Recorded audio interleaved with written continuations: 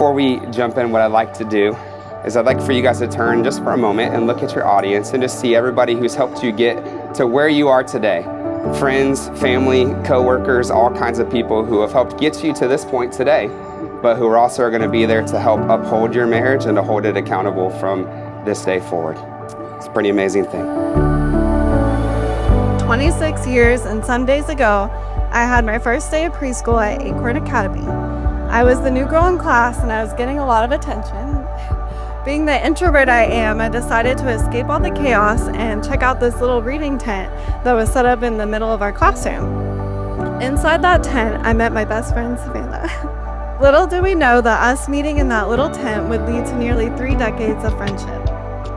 It's not lost on me that it's pretty rare to meet your best friend at 4 years old. And I'm so grateful for such a blessing. When Savannah told me about Jacob, I knew he had to be a catch, because if you know Savannah, then you know her standards are pretty high. I'm talking Joe Jonas and Harry Styles level high. And I was right. It's very clear to see that Jacob is a perfect match for her. And thank you for making my best friend so happy.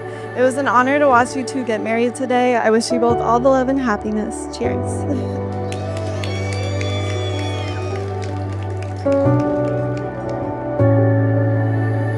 Really quickly, because a lot of you have heard this story, but I actually introduced them. Jacob was my former student. He was subbing in our school while he waited to get his job, and so he came in one day, this handsome man. It's like, I didn't recognize him because it was 10 years later. And Savannah had come back to live with us for a little bit. She was graduating, and I'm like, Jacob said he was leaving. He was out of there in a little bit, so I'm like, hey, you ought to meet my daughter. You guys could go out. I thought it would be a friend thing.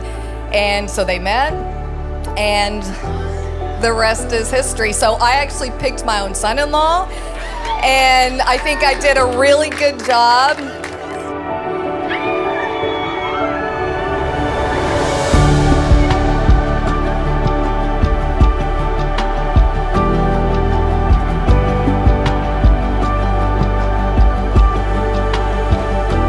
My baby.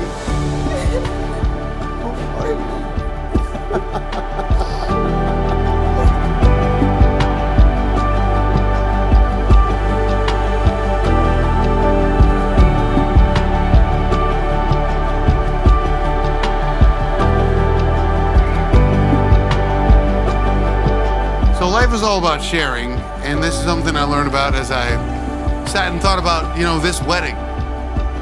Life really is all about sharing, whether it be something that you sit and watch and hope somebody laughs when you laugh, and hopes that you enjoy the same song that you're enjoying. It's all about sharing, and nothing else is greater than sharing your life with somebody. I love you both. Jacob and Savannah.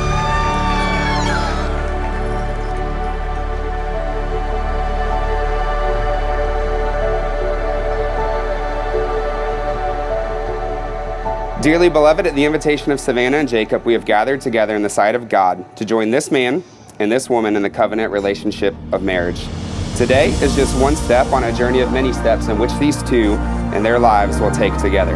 And the commitment that they are vowing to today truly sets the tone for the path on which their journey together will take. Can you imagine?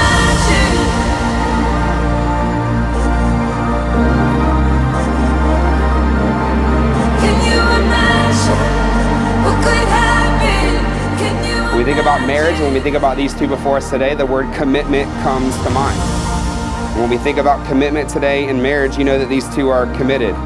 Committed to each other, committed to their careers, to their friends, to their family. And I would say after almost 7 years, they are ready for this step and committed to each other.